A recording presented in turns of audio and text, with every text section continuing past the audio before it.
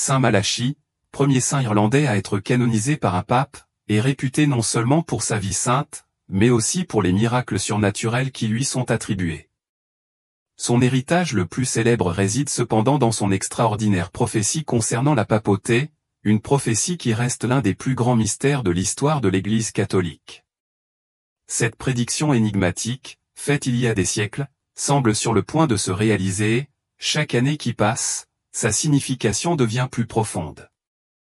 En 2025, la prophétie indique la fin d'une ère de la papauté, un événement qui est destiné à résonner profondément dans toute l'Église.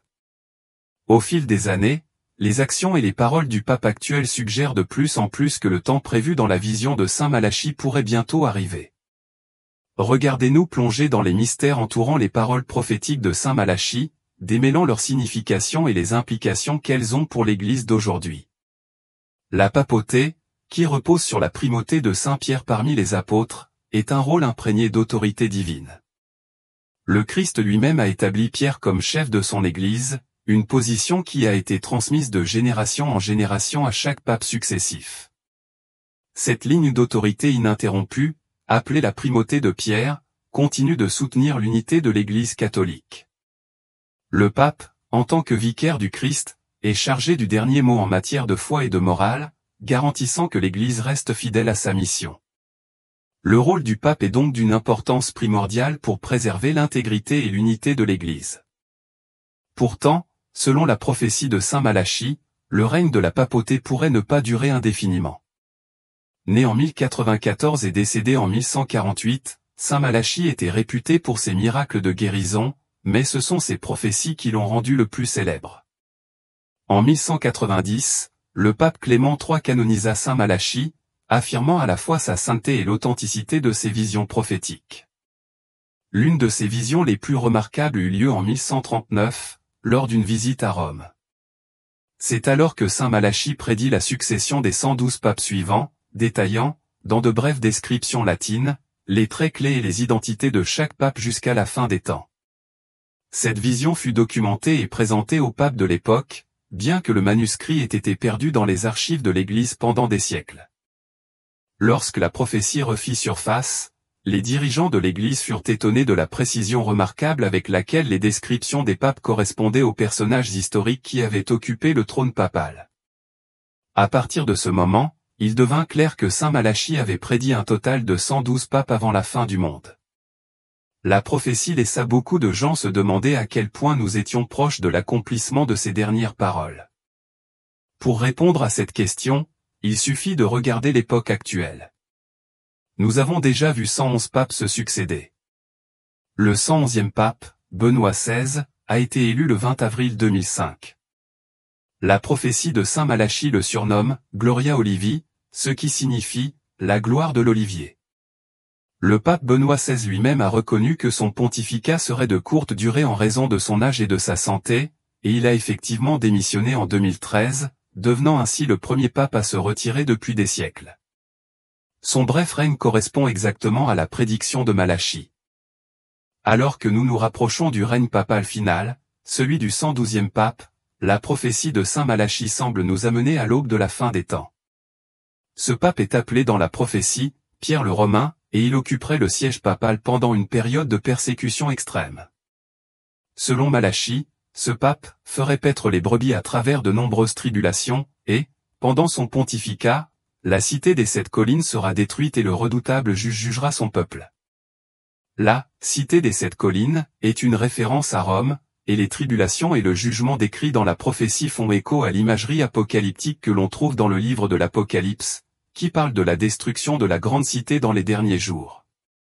Le pape François, le pape actuel, est souvent identifié comme Pierre le Romain dans la prophétie de Malachie.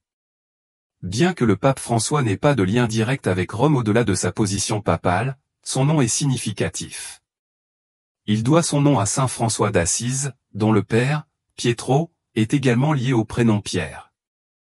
Bien qu'il soit le 112e pape, le pape François n'a pas encore manifesté de comportement qui suggérerait qu'il est le personnage, maléfique, que certaines interprétations de la prophétie prédisent. Cependant, certains pensent qu'au fil du temps, il pourrait être confronté à des épreuves importantes, comme l'a prédit saint Malachie.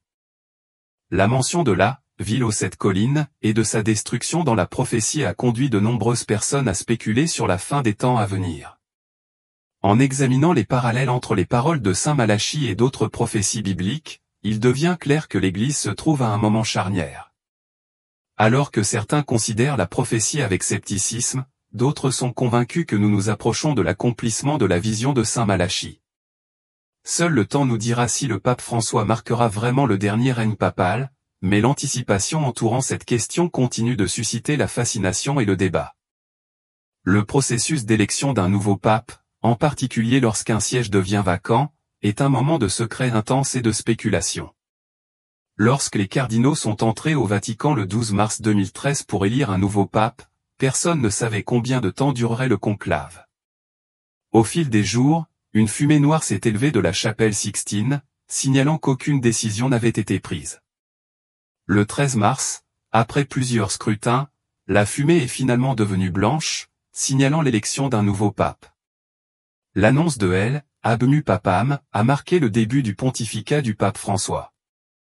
Le secret entourant le conclave et l'attente prolongée n'ont fait qu'ajouter au sentiment de mystère, rappelant que l'avenir de la papauté, et peut-être de l'Église elle-même, reste incertain. En conclusion, lorsque nous réfléchissons à l'ancienne prophétie de saint Malachie, il devient clair que nous vivons une époque de grande importance pour l'Église catholique. La prophétie des 112 papes et l'arrivée éventuelle de Pierre le Romain ont captivé l'imagination de beaucoup. La question de savoir si le pape François représente vraiment le dernier pape prédit par saint Malachie reste sans réponse. Pourtant, à mesure que les événements mondiaux se déroulent, la réponse pourrait devenir plus claire chaque jour qui passe. Le pape François est le premier pape non européen et le premier pape jamais élu issu de l'ordre des Jésuites. Depuis qu'il est devenu prêtre, Bergoglio est particulièrement connu pour avoir vécu une vie humble et s'être occupé des pauvres. Lorsqu'il était archevêque de Buenos Aires, il a refusé de vivre dans l'élégante résidence de l'évêque, préférant vivre dans un petit appartement. Il a refusé d'utiliser la limousine habituelle de l'archevêque, préférant prendre le bus pour se rendre à son bureau chaque jour. Le pape François a ensuite décidé qu'il ne résiderait pas dans la résidence papale utilisée par ses prédécesseurs depuis 1903. Il s'installerait plutôt dans la maison des invités du Vatican, beaucoup plus modeste. Il est immédiatement devenu évident pour tout le monde que ce serait un pape très différent. Le pape François, un nom jamais porté par un pape auparavant, lave les pieds des prisonniers ordinaires et refuse de vivre dans le palais papal. Le pape François est jésuite depuis plus de 40 ans. L'histoire des jésuites est donc son histoire. François a dirigé les jésuites en Argentine de 1973 à 1979, une période pendant laquelle l'ordre était en conflit avec le Vatican en tant qu'archevêque de Buenos Aires. Il a sensibilisé à la pauvreté et parlé de justice sociale. La simplicité apparente du pape François cache une détermination inébranlable à faire avancer les principes jésuites, en particulier sur l'importance des enseignements catholiques traditionnels et la protection des pauvres et des opprimés. Cette détermination est apparue pendant son service en tant que chef jésuite principal d'Argentine, à partir de 1973. On disait de lui qu'il était un homme dur qui s'assurait que ses hommes suivaient la voie. Je pense que vous trouverez un homme qui est conservateur sur le plan théologique mais très fort sur les questions de justice sociale, a déclaré l'un de ses associés. Avec une personne aussi juste et charitable, est-il possible qu'il soit du côté opposé à Dieu? Je suppose que non. Beaucoup pensent que ce dernier pape, qui est le chef de l'Église catholique romaine, sera de mèche avec la bête, également connu sous le nom d'Antéchrist, qui sert Satan. On peut le voir dans Apocalypse 13.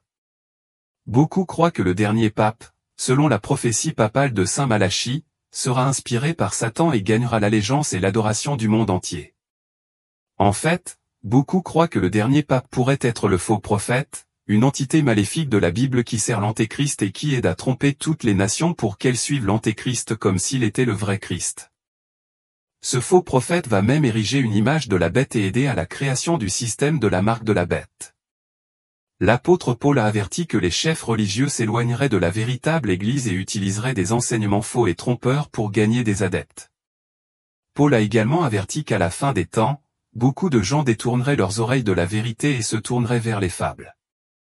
Paul a également averti que juste avant le retour de Jésus-Christ, un chef religieux puissant et influent ferait des miracles qui tromperaient beaucoup de gens en les faisant croire à des mensonges parce qu'ils ne se souviendraient pas ou n'aimeraient pas la vérité. Ce faux chef religieux sera de mèche avec un puissant chef politique qui prendra le contrôle d'un empire romain ressuscité qui surgira en Europe. Est-ce une coïncidence si la Bible déclare également qu'à la fin des temps, la ville aux 7 collines, qui est la cité du Vatican, sera détruite? La cité du Vatican est le front intérieur de l'Église catholique et se situe à Rome. La Bible poursuit en disant qu'elle sera détruite. Examinons la similitude entre la prophétie de saint Malachie et la prophétie papale, et comment elle se rapporte à la Bible. Les points d'intérêt de la prophétie de saint Malachie, Rome, ou le Vatican, pourraient faire partie de l'empire de l'Antéchrist. Comme nous l'avons appris plus tôt, c'est là que coule le plus de sang des martyrs de Jésus en raison des massacres de chrétiens par Néron et d'autres dans l'Empire romain. Ils ont crucifié et décapité la plupart des apôtres et des martyrs là-bas. Tuer des chrétiens était un jeu pour eux. En fait, ils avaient ces arènes où les Romains se rassemblaient tous. Les Romains faisaient porter des peaux de moutons aux enfants chrétiens. Ils leur expliquaient que c'était un jeu. Ils ouvraient les portes de l'arène et les enfants chrétiens sortaient en courant avec les peaux de moutons, en faisant des bruits de moutons. Les enfants chrétiens ne savaient pas que les Romains avaient des loups voraces qui attendaient de les dévorer, tout cela pour leur divertissement. Continuons avec les prédictions de saint Malachie. L'Apocalypse déclare que Rome ou la cité du Vatican est située sur cette colline. La cité du Vatican est la seule ville qui contrôle de nombreuses nations, peuples et rois par l'intermédiaire de l'Église catholique. Elle est connue pour toutes les marchandises mentionnées dans le livre de l'Apocalypse. Puisque Jean a écrit ce livre sur l'île de Patmos, qui était une prison romaine, nous pouvons comprendre pourquoi Jean a eu besoin d'écrire le mot « mystère », afin de pouvoir montrer la vision qui lui a été donnée à d'autres chrétiens et de ne pas l'avoir confisquée, car les Romains n'auraient pas aimé lire leur propre disparition. Nous devrions garder les yeux fixés sur Rome et le Vatican, car il semble bien correspondre à la description de la femme mystérieuse. Cette étude biblique sur les prédictions de saint Malachie révèle que la prophétie de saint Malachie sur la fin du monde correspond assez bien à la prophétie biblique de la fin des temps. Les prophéties de saint Malachie concernant l'avenir devraient au moins être considérées comme potentiellement vraies. Il semble que saint Malachie ait pu être authentique, mais le temps nous le dira. Et rappelez-vous ceci, il est trop tôt pour évaluer l'étendue de l'influence probable de François sur les événements de la fin des temps. Lorsque le cardinal Joseph Ratzinger est devenu pape Benoît XVI en avril 2005, certains ont supposé à la légère qu'il serait le dernier pape avant le retour de Jésus-Christ. Ils avaient tort. Souvenez-vous que Jean-Paul Ier n'a servi que 33 jours en 1978, l'année des 3 papes. Le pontificat de François peut être bref, préparant le terrain pour un successeur plus charismatique, ou il peut être long et plein de drames. Ce que nous savons, c'est que, sur la base des données claires de l'histoire et des Écritures, la prétention de François à être le successeur de Pierre et le détenteur moderne de l'autorité du Christ est une exagération fondée sur les traditions humaines, et non sur la parole de Dieu.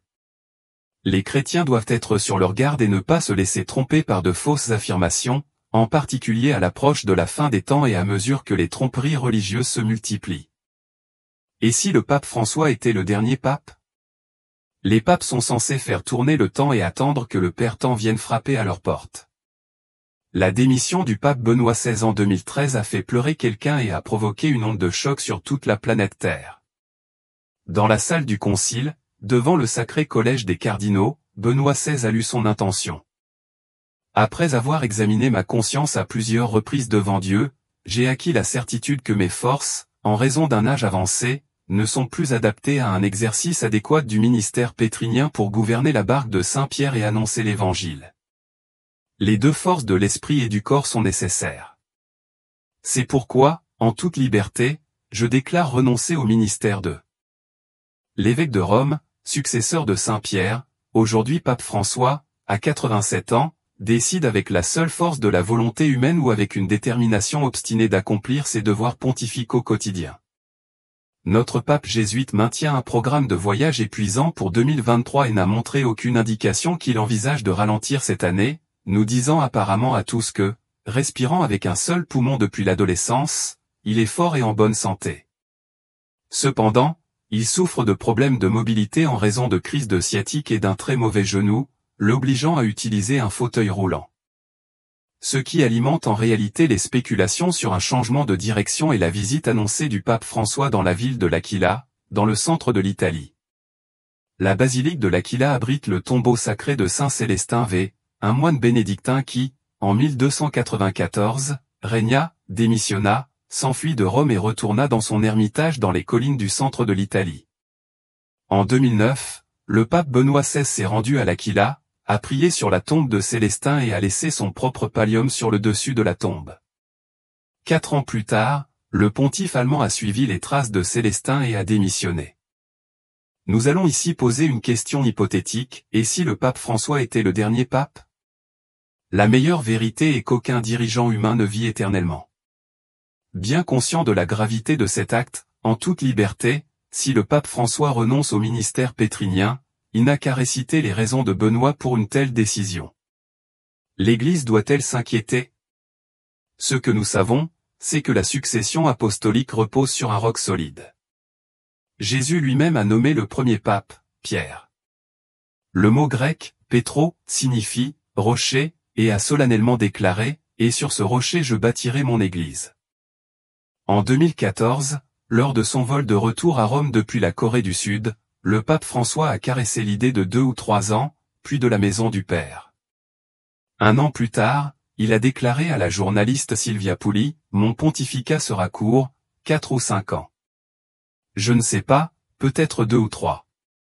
Je sens que le Seigneur m'a placé ici pour une courte période, rien de plus. » À ce moment-là, pensait-il à la mort ou à la démission du pape? Il est difficile de parler de l'avenir. La prophétie se réalisera-t-elle dans un avenir proche? Mais une chose dont nous devons être sûrs est que sans le pape, l'Église sera comme un enfant qui perd ses parents, extrêmement chaotique et confuse. Pourquoi avons-nous un pape? Jésus avait d'innombrables âmes qui ont appris de lui, mais il n'en avait que 12 avec lesquelles il a travaillé de manière assez intime. Elles ont été envoyées dans une mission apostolique très spécifique après avoir été formées par le Christ lui-même. Parmi ces 12 personnes, il en a choisi 3 pour faire partie de son cercle d'amis les plus proches, Pierre, Jacques et Jean. Chacun d'eux s'est vu confier un rôle particulier dans l'Église. Pierre était le rocher sur lequel Jésus allait bâtir son Église. Comme tout groupe a besoin d'un leader, de quelqu'un pour voter de manière décisive, les apôtres et les évêques avaient besoin de lui. Simon-Pierre, le pêcheur, s'est montré à la hauteur. Dans sa lignée, il y a des papes qui sont devenus saints et d'autres qui l'ont été moins. Pourtant, chaque pape a reçu de Dieu une autorité spéciale pour guider l'Église pendant un certain temps. En tant qu'être humain, tout le monde a des péchés, y compris Pierre lui-même et même ses successeurs. Alors pourquoi Jésus confierait-il son Église à des humains, à des pécheurs? Ce n'est pas comme si Jésus ne savait pas que les gens allaient pécher. Il sait tout, il est Dieu. L'Église, comme Jésus-Christ, est à la fois humaine et divine. Ainsi, bien que l'Église soit alimentée par Dieu, guidée par le Saint-Esprit et parfaite dans ses enseignements, elle est toujours composée d'humains qui sont imparfaits. Le péché existe autant dans les bancs que dans les sacristies. Même lorsque les dirigeants pêchent, cela ne rend pas les lois de Dieu ou les vérités de Dieu moins valables ou moins véridiques.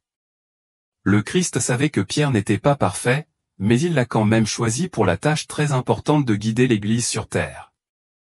Et donc je te dis, tu es Pierre, et sur cette pierre je bâtirai mon Église, et les portes du séjour des morts ne prévaudront pas contre elle. Je te donnerai les clés du royaume des cieux. Tout ce que tu liras sur la terre sera lié dans les cieux, et tout ce que tu délieras sur la terre sera délié dans les cieux. L'événement par lequel Jésus change le nom de Simon en Pierre est un événement important.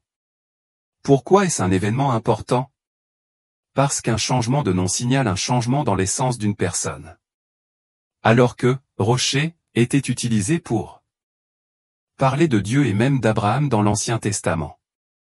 Pierre est la seule personne à être désignée comme le rocher par le Christ. Soyons clairs, cette désignation ne signifie pas que Pierre est devenu divin, mais disons qu'elle comporte avec elle une assistance divine, une assistance que Jésus nous promet. Jésus dit à Pierre qu'il va bâtir son Église. Bien que ce soit une déclaration assez simple, certains pensent que la première fois que Jésus dit « rocher », il fait référence à Pierre, et la deuxième fois qu'il le dit, il fait référence à lui-même. Jésus promet que le monde souterrain ne prévaudra pas contre l'Église. D'accord, alors qu'est-ce que cela signifie que le mal ne prévaudra jamais contre l'Église? Les gens évoquent les problèmes modernes au sein de l'Église ou les scandales comme une sorte de preuve que le Christ parlait de lui-même comme de l'Église, et non d'une Église sur terre. Mais ce n'est pas vrai. Les batailles peuvent être perdues, mais jamais la guerre. L'Église prévaudra toujours, comme le Christ nous le promet. Jésus donne les clés à Pierre. Les clés ne laissent pas seulement entrer les gens, elles les en empêchent. Les clés signifient le pouvoir. Cette action est également biblique, comme on le voit dans Ésaïe 22. Le premier ministre d'Israël reçoit les clés et, avec cela, le pouvoir de gouverner le peuple de Dieu sur terre. Ce que Jésus faisait n'était pas seulement un jalon pour l'avenir, mais aussi enraciné dans le passé.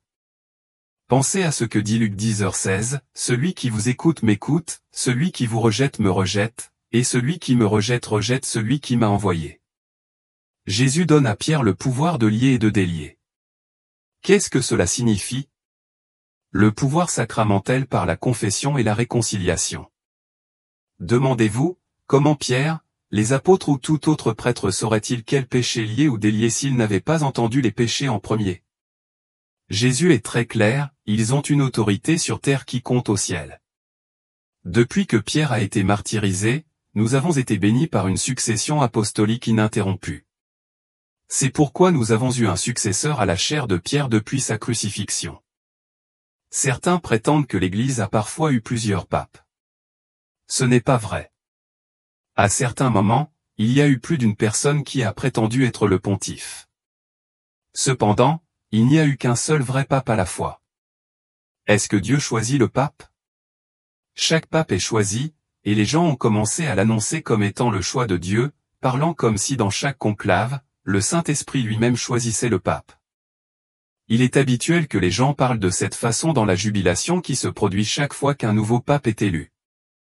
Ce genre de langage est compréhensible comme une façon de renforcer la confiance envers le nouveau pontificat, mais est-ce littéralement vrai? Le Saint-Esprit choisit-il vraiment le meilleur homme? Les cardinaux dans un conclave invoquent certainement le Saint-Esprit et recherchent sa direction, mais ils ne passent pas outre leur libre arbitre. Alors, dans quel sens peut-on dire que l'élection d'un pape est la volonté de Dieu? Tout ce qui se passe dans l'histoire se déroule sous la protection providentielle de Dieu. Par sa toute-puissance, Dieu pourrait empêcher tout événement de se produire. Et donc, si quelque chose se produit, c'est parce que Dieu le permet. L'élection d'un pape peut donc être dite être la volonté de Dieu au même titre que n'importe quel événement historique. Dans ce sens large, cependant, le fait que quelque chose soit la volonté de Dieu ne signifie pas que Dieu ne peut pas. Nous pouvons être certains que la volonté de Dieu est impliquée dans le choix d'un pape, mais nous devons veiller à ne pas supposer que cela signifie simplement que Dieu approuve chaque action ou choix. Bien qu'il soit dans la volonté de Dieu qu'une personne commette un acte, tel que l'adultère, cela n'implique pas l'approbation divine de cet acte. De la même manière, l'élection d'un pape peut correspondre à la volonté de Dieu, mais cette correspondance pourrait englober quelque chose de bien plus profond que son simple consentement passif. La volonté de Dieu dans l'élection d'un pape reflète-t-elle simplement ce sens minimal, ou y a-t-il quelque chose de bien plus profond en jeu? Bien que Dieu respecte le libre arbitre humain, il ne nous abandonne pas dans nos décisions. En fait, Dieu a promis de guider son peuple. Jésus, dans sa sagesse, a fait cette promesse à l'Église, en déclarant, « Quand viendra l'Esprit de vérité, il vous guidera dans toute la vérité. » C'est une profonde assurance que Dieu offrira sa direction, non seulement aux individus, mais aussi au corps collectif de l'Église. De plus, Dieu a personnellement promis sa sagesse à chacun d'entre nous. Comme le dit Jacques 1h5, « Si quelqu'un d'entre vous manque de sagesse, qu'il la demande à Dieu, qui donne à tous simplement et sans faire de reproches, et elle lui sera donnée. » Cette invitation est claire, toute personne qui recherche sincèrement la sagesse de Dieu peut s'attendre à la recevoir. Cependant, recevoir des conseils n'est pas toujours aussi simple qu'on pourrait l'espérer. Le chemin peut ne pas être facile à comprendre, ni nécessairement facile à suivre. De même, les conseils donnés à un individu peuvent ne pas toujours être immédiatement clairs ou faciles à discerner, mais Dieu a l'assurance qu'il fournira une aide sous une forme ou une autre. Cette promesse s'étend au-delà des individus. Lorsque le collège des cardinaux se réunit en conclave pour choisir un nouveau pape, ils peuvent avoir confiance que Dieu, dans sa sagesse infinie, les guidera également. La gravité de cette décision, qui façonnera l'avenir de l'Église tout entière, exige un niveau élevé de conseil divin. Bien que nous ne puissions pas garantir que la volonté de Dieu sera clairement comprise par les cardinaux ou qu'ils agiront en conséquence sans faille, nous pouvons être sûrs qu'il offrira le soutien nécessaire dans le processus de prise de décision. En supposant le discernement et les bonnes intentions des cardinaux, nous pouvons raisonnablement croire que le pape qu'ils choisiront reflète la direction de Dieu, d'une manière qui va au-delà de la simple tolérance de l'action humaine. En fait, cela suggère une adéquation plus profonde avec la volonté de Dieu que s'il se contentait de permettre le résultat. Cependant, nous devons être prudents en pensant qu'il n'y a qu'un seul, bon, candidat pour la papauté. Le processus de choix d'un pape est, à bien des égards, similaire à celui de choisir un conjoint. Notre culture idéalise souvent l'idée d'une âme sœur, une personne singulière qui nous convient de manière unique et parfaite. En réalité, cependant, le mariage est plus complexe. Chaque partenaire potentiel vient avec son propre ensemble de forces et de faiblesses, et selon celui que nous choisissons, notre vie commune se déroulera de manière différente. Il n'existe peut-être pas de candidat parfait, et il est impossible de déterminer avec certitude qui est cette personne, étant donné les nombreuses variables et inconnues en jeu. De même, les candidats à la papauté possèdent des qualités différentes et la future papauté se façonnera différemment en fonction de celui qui sera choisi. Mais il n'existe peut-être pas de candidat parfait, unique et incontestable. Une fois l'élection effectuée, une nouvelle dimension de la volonté divine entre en jeu. Dans le cas du mariage, une fois les vœux échangés, la volonté de Dieu est claire, les deux individus sont unis en tant que conjoints. Toutes les alternatives possibles qui existaient avant ce moment se réduisent à un seul choix, et cette personne est maintenant votre conjoint divinement ordonné. Dieu a ordonné cette union, et comme nous le dit l'Écriture, ce que Dieu a uni, que l'homme ne le sépare pas. Une fois les vœux prononcés, il ne revient pas au couple de s'attarder sur ce qui aurait pu être, mais de se concentrer sur la réussite du mariage. De même, une fois qu'un pape est élu, il est divinement ordonné pour remplir ce rôle, et la responsabilité de l'Église est de le soutenir dans l'accomplissement de ce devoir sacré, selon la position et la responsabilité de chacun au sein de l'Église. Aucun mariage n'est sans défi, et aucune papauté non plus. Tout comme tout mariage exige du travail, de la patience et de l'engagement, la papauté aussi. Les défis à venir ne sont peut-être pas toujours prévisibles, mais la clé réside dans la foi. Nous ne savons peut-être pas quand aura lieu le prochain conclave, mais nous pouvons tirer plusieurs conclusions importantes de tout cela. Tout d'abord, nous pouvons être sûrs que si les cardinaux recherchent sincèrement la direction de Dieu, il la leur fournira, comme il l'a promis. Ensuite, même dans le cas où une décision sous-optimale est prise, nous pouvons avoir confiance que Dieu en tirera finalement du bien, comme il le promet dans Romains 8h28, que Dieu fait concourir toutes choses au bien de ceux qu'il aime. Enfin, nous devons nous engager à prier. Nous devons maintenant prier pour l'élection de bons et fidèles cardinaux.